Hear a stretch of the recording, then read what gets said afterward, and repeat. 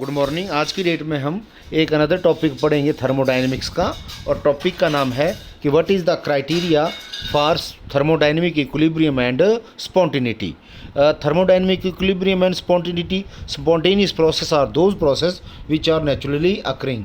Those processes known as spontaneous process. Feasibility means whether the reaction is carried out or not. So today we discuss what is the criteria for equilibrium and what is the criteria for spontaneity or feasibility of the process. To start this one, we consider certain example कि what is the difference between spontaneous and non spontaneous process.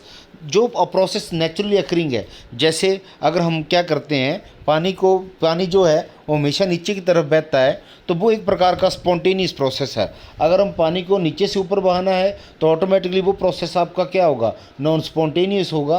तो non spontaneous process के लिए क्या करना पड़ेगा, ऊपर से नीचे करने के लिए हमें कोई ना कोई एक्सटर्नल क्या करना पड़ेगा, वर्क करना पड़ेगा। या इसमें जो सिंपल एग्जांपल बता रखा है कि a ball which will roll down to hill spontaneously it will be eventually reach equilibrium at the bottom. और कहने का मतलब क्या है कि कोई एक बॉल जब नीचे की तरफ क्या करती है, नीचे की तरफ गिरती है, तो वो स्पॉन्टेनियस प्रोसेस है।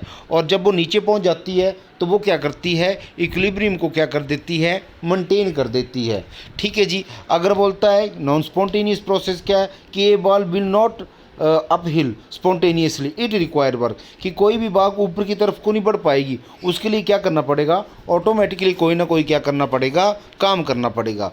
अगर मैं सिंपल सी एक और एग्जांपल दूं कि स्पॉन्टेनियस और नॉन स्पॉन्टेनियस प्रोसेस का, आप क्या करो, दो चैम्बर ले लो। जैसे मैं आप यहाँ पे मैंने दो चैम्बर एक्सप्लेन कर रखे हैं।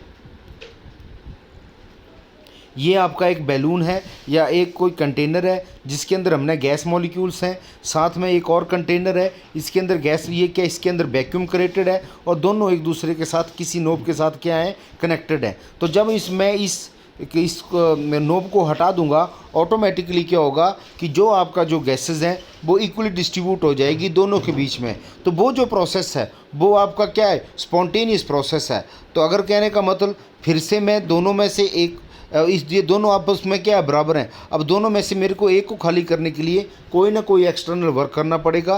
तो ये आपका प्रोसेस स्पॉन्टेनियस हो जाएगा और ये आपका क्या होगा, नॉन स्पॉन्टेनियस प्रोसेस होगा। लाइक रस्टिंग, यानी रस्टिंग स्पॉन्टेनियस आइसोथर्मिक प्रोसेस है, यानी जो जंग लग जाना एक प्रकार का क्या है, आपका स्पॉन्टेनियस प्रोसेस है। आइस का मेल्टिंग आपका एक प्रकार का स्पॉन्टेनियस प्रोसेस है, और वो एक्जोथर्मिक है और एंडोथर्मिक है। वो एक्जोथर्मिक प्रोसेस क्या होते हैं, एंडोथर्मिक प्रोसेस होते हैं, यू नो वेरी वेल। उसके बाद और है कि removal of sugar from A cup of coffee, this is a non spontaneous process. अगर मैं चाहे चीनी को मैं कप के अंदर डाल चुका हूँ और उसमें से उसको मैं वापस निकालना चाहता हूँ, तो वो जो प्रोसेस होगा वो ऑटोमेटिकली आपका क्या हो जाएगा, नॉन स्पॉन्टेनियस बाई नेचर हो जाएगा।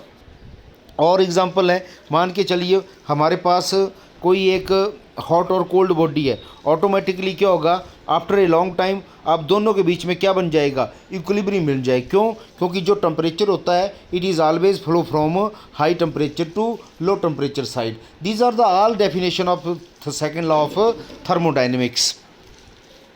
अनदर मैं एग्जांपल बोल लूँ कि मान के चलिए आपके पास एक क्यूब है जिसका टेम्परेचर 90 डिग्री सेल्सियस है, एक अनदर क्यूब है उसका टेम्परेचर क्या है, 10 डिग्री सेल्सियस है। Both are interconnected with each other. After knowing the knob, automatically both are in equilibrium and having a 50-50 degree Celsius temperature. Then the heat transfer between object hot to cold until they are the same temperature. तो ये जो process आपस में जब आ जाएगा तो इस process को सिंपली हम क्या कह देंगे, स्पॉन्टेनियस प्रोसेस कह देंगे। And thermal equilibrium object are the same temperature and no more heat will be transfer. जब दोनों के बीच में टेम्परेचर आपका क्या हो जाएगा, सेम हो जाएगा, उस तरह के टेम्परेचर को हम क्या बोल देते हैं, थर्मल बोल देते हैं। जिसके अंदर आपका केमिकल चेंज बंद हो जाएगा, वो आपका क्या हो जाएगा, केमिकल थर्मोडायनेमिक्स हो जाता है। तो यानी वो आपका सिंपल एग्जांपल्स हैं। अच्छा, सबसे पहले अगर मेरे को स्पॉन्टेनियस क्राइटेरिया स्पॉन्टेनिटी और इक्विलिब्रियम का बताना है, तो दो जो हमने प्रीवियस टॉपिक पढ़े थे कि the change in entropy in terms of for a reversible process and the change in entropy for a irreversible process, और दोनों का हमें पता है कि जब प्रोसेस आपका क्या होता है, इक्विलिब्रियम होता है, उसमें जो आपका एस टोटल होता है, एस टोटल क्या है, total entropy change of the universe which is the sum of total entropy change in a system plus total entropy change in a surrounding. For a equilibrium process, its value is equal to 0, and for a spontaneous process, the S total बराबर है delta S system plus delta S surrounding is greater then 0 होता है. तो overall for reversible and irreversible process there is a formula that is delta S system plus delta S surrounding is greater than equal to 0. बराबर if delta S system plus delta S surrounding बराबर है 0, automatically the process is show the thermodynamic equilibrium. If delta S system plus delta S surrounding is greater than 0, it show the spontaneity of the process. So further we know by the definition of entropy change, we know that ds is equal to dq reversible by t होता है, क्योंकि entropy is a heat lost, it is a heat lost or observed or lost isothermally reversibly divided by temperature is known as entropy, and it is represented as ds, and ds is equal to q reversible by t. According to the first law of thermodynamics, we know that q reversible बराबर है du plus pdv, because according to the first law of thermodynamics du बराबर है dq plus dw, and dw is equal to minus pdv, so q reversible is equal to du plus pdv. So solving this value tds बराबर है du plus pdv. Automatically हमारे पास यहाँ पे क्या है, D S system plus D S surrounding is greater than equal to 0. So D S surrounding की value किसके बराबर होती है, minus Q reversible by T थी, डी एस की वैल्यू क्या थी, क्यू रिवर्सिबल बाई टी थी. तो क्या बन गया हमारे पास, D S system minus D U plus P D V minus T divide by T is greater than equal to 0. It means that taking LCM T both side, TDS minus du plus PdV is greater than equal to 0, because when T multiply by with respect to 0, its value is equal to 0. So there is a relation from that TDS is greater than equal to du plus PdV. So it is the very important point which to be noted for the criteria to explain various thermodynamic quantities like internal energy, entropy, enthalpy, gives free energy, and work function. And the main formula is TDS is greater than equal to du plus PdV. Now we start the what is the criteria for free energy. Free energy we know that G बराबर है H minus TS. G is the free energy, H is enthalpy, T is the temperature, and S is the entropy. So further we know that H बराबर है U plus PB. H की value किसके बराबर होती है, U plus PB होता है. H क्या है आपका, enthalpy. Enthalpy is the sum of internal energy and pressure volume work. So putting this value H value in first equation, we have G बराबर है U plus PB minus TDS minus TS. On complete differentiation of this equation, we have dg बराबर है du plus pdv plus vdp minus tds और minus sdt. सो हमारे पास इसमें क्या आ जाता है, हमें पता है जो TDS की वैल्यू है उसकी वैल्यू किसके बराबर होती है, du plus pdv होता है. तो हमने अब इस इक्वेशन को इस तरीके से सॉल्व करना है कि हमें या तो एक साइड में यहाँ पे इस इक्वेशन को in term of TDS explain कर देना है, या हमें इस इक्वेशन को in terms of du plus pdv explain कर देना है. तो जब इसको हम करते हैं तो हमें कि इसको मैं TDS की टर्म में करता हूँ, और हमारे पास आ जाता है जो TDS होता है उसकी value greater than equal to G dg minus bdp plus TDS plus SDT के बराबर होती है. अच्छा, दोनों साइड से क्या हो गया, TDS से TDS कैंसिल हो गया, 0 greater than equal to dg minus bdp plus SDP. तो इसका कहने का मतलब क्या है, dg minus bdp plus SDT is less than equal to 0. Automatically criteria when आपका change in pressure is equal to zero and change in temperature is equal to zero, it means that dg at constant pressure and temperature is less than equal to 0. It is the criteria. If its value is equal to 0, it shows the equilibrium, and less than 0, it shows the feasibility of the process or spontaneity of the process. Next term is what the in terms of entropy change of the system, if internal energy and volume of the system are kept constant. We know that TdS बराबर है du plus PdV. Automatically we have to know the what is the criteria for the change in energy.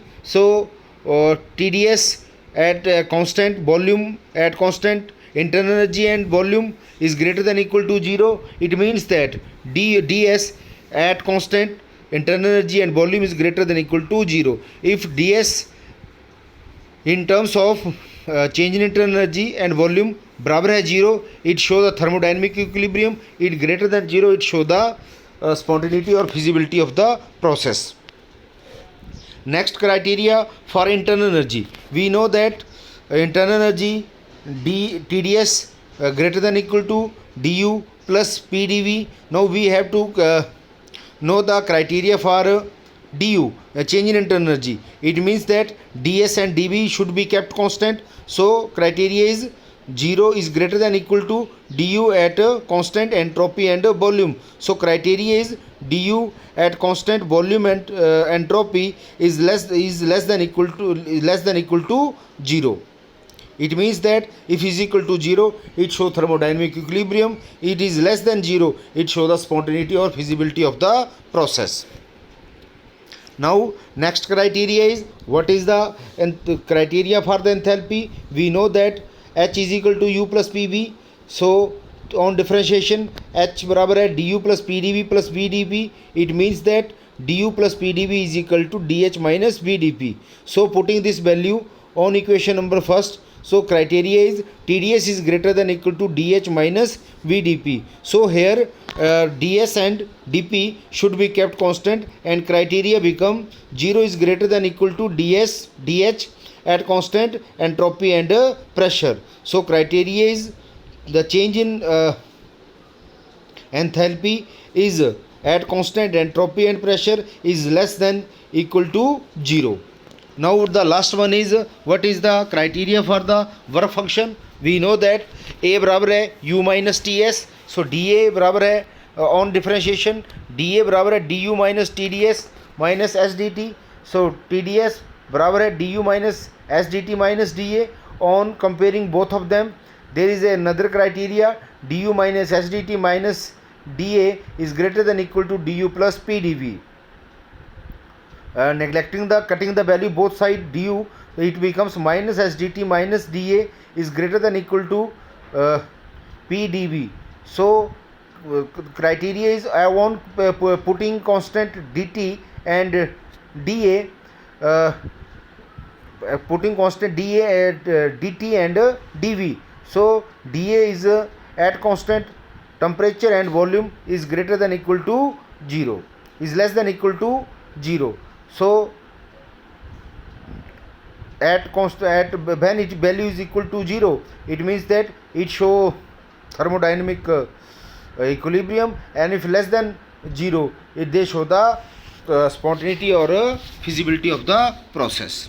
So this is the topic.